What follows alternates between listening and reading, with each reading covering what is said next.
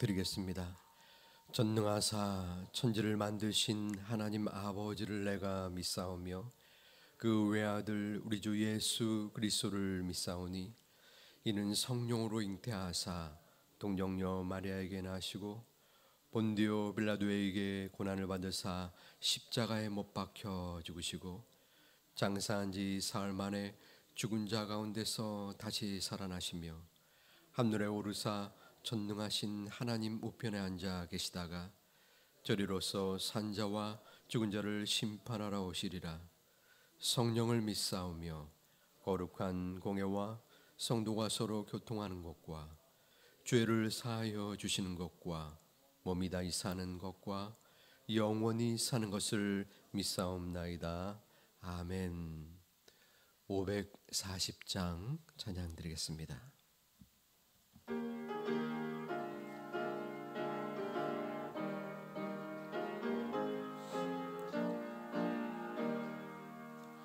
주의 음성을 내가 들으니 사랑한단 말일세. 믿는 마음으로 주께 가오니 나를 영접하소서. 내가 매일 십자가 앞에 더 가까이 가오니 구세주의 흘린 몸의 피로써 나를 정케 하소서. 주여 넓으신 은혜 베푸사 나를 받아주시고 나의 품은 뜻 주의 뜻같이 되게 하여 주소서. 내가 매일 십자가 앞에 더 가까이 가오니 구세주의 흘린 몸의 피로써 나를 정케 하소서. 주의 보좌로 나아갈 때에 어찌 아니 기쁠까. 주의 얼굴을 항상 배우니 더욱 친근합니다.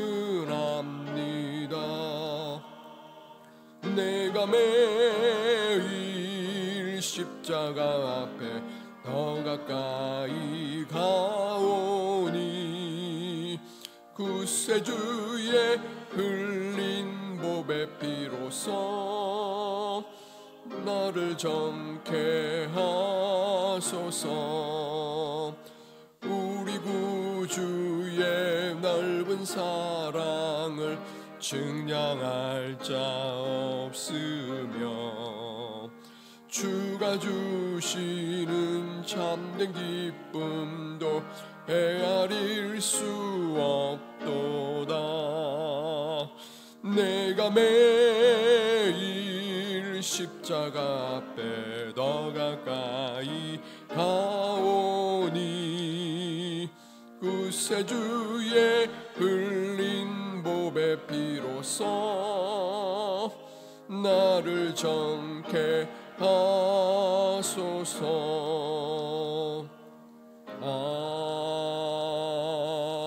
아멘. 아멘.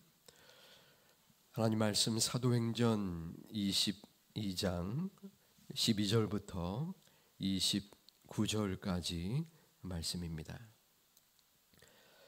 교독할 때에 제가 먼저 12절을 봉독합니다. 율법에 따라 경건한 사람으로 거기 사는 모든 유대인들에게 칭찬을 받는 아나니아라 하는 이가 내게 와 곁에 서서 말하되 형제 사울아 다시 보라 하거늘 즉시 그를 쳐다보았노라. 그가 또 이르되 우리 조상들의 하나님이 너를 택하여 너로 하여금 자기 뜻을 알게 하시며 그 의인을 보게 하시고 그 입에서 나오는 음성을 듣게 하셨으니 위하여 모든 사람 앞에서 내가 보고 드는 것에 증인이 되리라. 이제는 왜 주저하느냐? 일어나 주의 이름을 불러 세례를 받고 너의 죄를 씻으라 하더라. 내가 예루살렘으로 돌아와서 성전에서 기도할 때에 황홀한 중에 봄에 주께서 내게 말씀하시되 속히 예루살렘에서 나가라.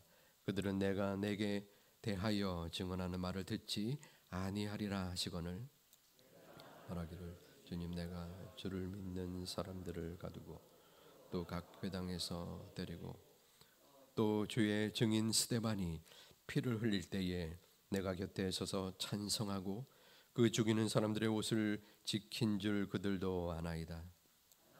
또 이르시되 떠나가라 내가 너를 멀리 이방인에게로 보내리라 하셨느니라. 이 말하는 것까지 그들이 듣다가 소리질러 이르되 이러한 자는 세상에서 없애버리자 살려둘 자가 아니라 하여 옷을 벗어 던지고 티끌을 공중에 날리 천부장인 바울을 영내로 데려가라 명하고 그들이 무슨 일로 그에 대하여 떠드는지 알고자 하여 채찍질하며 신문하라 한데 바울을 매니 바울이 곁에 서 있는 백부장더러 이르되 너희가 로마 시민 된 자를 죄로 면하지 아니하고 채찍질할 수 있느냐 하니 백부장이 듣고 가서 천부장에게 전하여 이르되 어찌하려 하느냐 이는 로마 시민이라 하니 천부장이 와서 바울에게 말하되 내가 로마 시민이냐 내가 말하라 이르되 그러하다. 천부장이 대답하되 나는 돈을 많이 들여 이 시민권을 얻었노라. 바울이 이르되 나는 나면서부터라 하니 신문하려던 사람들이 곧 그에게서 물러가고 천부장도 그가 로마 시민인 줄 알고 그 글박한 것 때문에 두려워하니라. 아멘. 새벽에 나오실 때에 감사의 헌금과 일천 번제 예물을 9분이 드리셨습니다. 새벽에 주님 말씀 듣게 하심을 감사드립니다. 아멘. 이 새벽에 싱그러운 공기가 우리의 육신을 어루만지듯 주님의 복음의 능력이 여러분의 심령을 만져주시고 또 함께 하시기를 주님의 이름으로 축복합니다. 사도행전 22장 1절부터 11절 어제의 본문 중에서는 예수님이 사울을 만난 것을 바울이 이야기하였습니다. 그리고 오늘의 본문 12절부터 21절까지에서는 그 회심 사건이 이어지게 됩니다. 바울은 다메섹으로 가는 도중에 예수님의 빛을 보고 눈이 멀었습니다. 하나님께서는 거룩한 유대인 아나니아를 그 바울에게 보냈고 또 그를 통하여 예수님의 증인이 될 것을 바울에게 나타내었습니다. 15절과 16절을 보면 내가 그를 위하여 모든 사람 앞에서 내가 보고 들은 것에 증인이 되리라. 이제는 왜 주저하느냐? 주의 이름을 불러 세례를 받고 너의 죄를 씻으라 하더라. 하나님께서 예수님의 증인이 될 것을 아나니아를 통하여 밝혀 보이신 것입니다. 17절에서는 또 다른 계시 이야기가 시작됩니다. 사도 바울이 말하기를 환상 중에서 예수님께서 성전에서 나에게 이야기한 것입니다.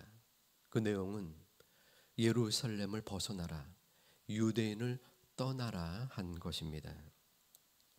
17절과 18절을 본다면 후에 내가 예루살렘으로 돌아와서 성전에서 기도할 때에 황홀한 중에 봄에 주께서 내게 말씀하시되 속히 예루살렘에서 나가라.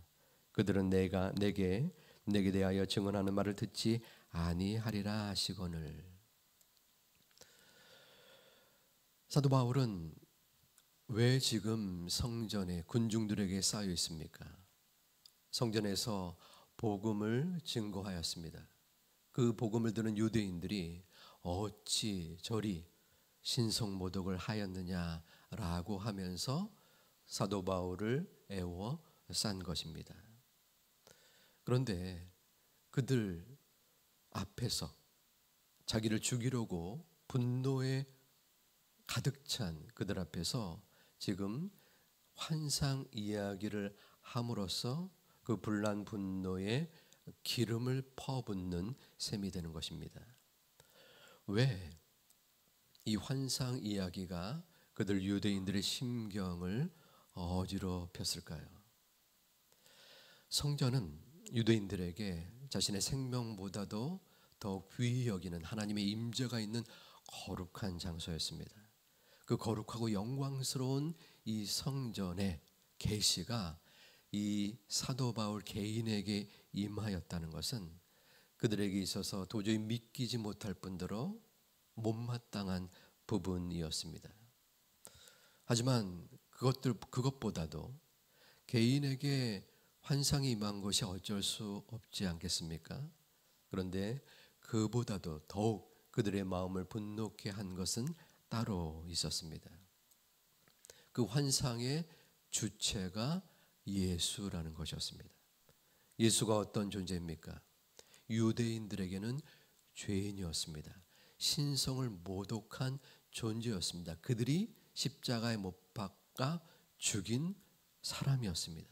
그런데 그 예수라는 사람에게서 환상을 받았다는 것, 이것은 또 다른 명백한 신성 모독의 죄였던 것입니다. 그래서 이 모든 군중들, 유대인들은 이 바울을 쳐 죽여야 된다 광분하면서 외쳤습니다. 본문 24절에서 천부장은 그 군중들로부터 바울을 분리시킵니다. 천부장의 역할은 작은 소동이라도 시시비비를 가리는 것이 그의 임무였기 때문입니다. 하나님께서는 또다시 바울과 아무런 관계없는 천부장을 통하여 바울을 구하려 하고 계십니다. 그런데 군인들이 이 바울에게 채찍질을 가하기 위하여 가죽으로 매답니다. 그때 사도 바울은 백부장에게 자신이 로마 시민권자임을 밝힙니다. 백부장이 깜짝 놀랍니다. 그래서 그의 상관인 천부장에게 이 사실을 알립니다. 천부장이 바울에게 네가 과연 로마 시민권자이냐? 그러면서 뜬금없이 나의 로마 시민권은 돈으로 샀다라고 말합니다. 사도 바울은 나의 시민권은 태어나면서부터 이루어진 것임을 밝힙니다. 그만큼 그의 가문이 엄청나게 대단하다는 증거입니다. 당시 로마 시민권은 지금 세계 제1위 국가인 미국의 권한, 미국 시민권보다 더하면 더한 어디 가서든 어느 나라에서든 큰 능력을 발휘할 수 있는 힘이었습니다. 그런데 그 로마 시민권자를 아무런 법적인 절차 없이 채찍질을 하려고 가죽으로 매달았으니 그는 큰일 날 일이었죠. 즉시 천부장은 사도 바울을 풀어주면서 29절은 금매짐을 맺습니다. 사도 바울이 왜 로마 시민권을 밝혔을까요? 그것은 천부장으로부터 그리고 군중들로부터 벗어나기 위함이었습니다. 목숨을 구하는 것이 목적이었을까요? 그것은 아니었습니다. 아직까지도 복음을 전해야 될, 복음을 증거할 자신의 사명이 있었기 때문에 그것을 도구로 활용한 것입니다. 바울에게 중요한 것은 로마 시민권이 아니라 하늘 시민권이었습니다. 하늘 시민권에 들어갈 수 있는 복음, 예수 그리스도를 증거하기 위하여 그런 어떠한 노력, 희생을 다 감수했던 것입니다. 그가 원했던 것, 그가 행했던 것은 15절 말씀에 내가 보고 들은 것에 대하여 증인이 되라는 것이었습니다. 증인이라는 이 마르티스 헬라어는 후에 순교의 뜻으로 이어집니다. 당시의 증인의 역할은 무엇입니까? 증인은 원래 법정 용어입니다. 자신이 보고 들은 것을 그대로 전하는 것이죠. 한치의 오점도 없이 실수 없이 그대로 전하는 것입니다. 사도 바울이 보고 들은 것은 무엇입니까? 그것은 죽음을 각오한 것이었습니다. 예수 그리스도는 죄인이 아니라 살아계신 하나님의 아들이요, 그를 믿는 자는 영원히 죽지 아니하는 부활이요 생명입니다 라고 증언했을 때 그것은 죽음을 잃는, 죽음을 맞이하는 엄청난 각오가 없으면 불가능한 것이었습니다. 하나님은 우리들에게도 동일하게 증인의 역할을 하라고 말씀하십니다. 하지만 우리의 마음은 어떠합니까? 우리는 너무나 구원을 쉽게 생각하고 있지는 않습니까? 나만을 위한, 나를 위한, 나와 우리 가족을 위한 구원만으로 생각하고 있지는 않습니까? 내가 복음을 증거하면서 얻게 되는 어려운 상황, 물질적, 시간적, 상황적 희생은 과연 얼마나 됩니까? 누군가 나의 육신의 어려움을 위하여 간이나 콩팥을 기증하여서 내가 목숨을 얻었다면 나는 그 사람을 위하여 어떻게 해서든 고마움을 표현하고 나의 모든 가진 것을 향하여 그에게 주고자 할 터이온데, 우리는 자신을 희생시키면서 우리의 목숨을 구해준 예수님을 위하여 어느 정도의 마음과 심령과 이 땅에서의 희생을 각오하는 모습이 있는가? 여러분이 아니라 바로 저에게 주는 말씀의 모습이기도 합니다. 우리는 너무나 가치 있는 존재입니다. 죽을 수밖에 없는 패악, 무도한 죄인임에도 주님께서는 우리를 위하여 이 땅에 오셨고 하나님의 아들이면서 우리를 대신하여 희생당하신 살아계신 하나님의 아들입니다. 그 하나님의 은혜로 우리는 지금 구원을 얻었고 생명을 얻었고, 또한 우리의 삶의 연약함과 부족함과 절망 속에서도 우리와 함께 하시는 그 하나님의 아들에게 의지하며 기도하러 나온 것입니다. 그 주님 앞에 우리의 모든 어려움을 아뢰고 그 주님의 위로와 소망을 받으며 힘있게 보내는 가운데 과연 나의 증인된 모습은 무엇인가? 나는 나를 위하여 생명 주신 그 주님을 위하여 무엇을 드릴 수 있을까? 어떠한 증인으로서의 삶을 보여줄 수 있을까?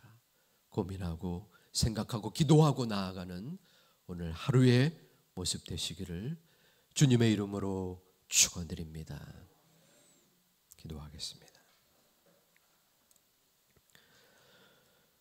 아버지 하나님, 증인으로서의 무게감, 책임감, 의무감이 나에게 얼마나 있는가?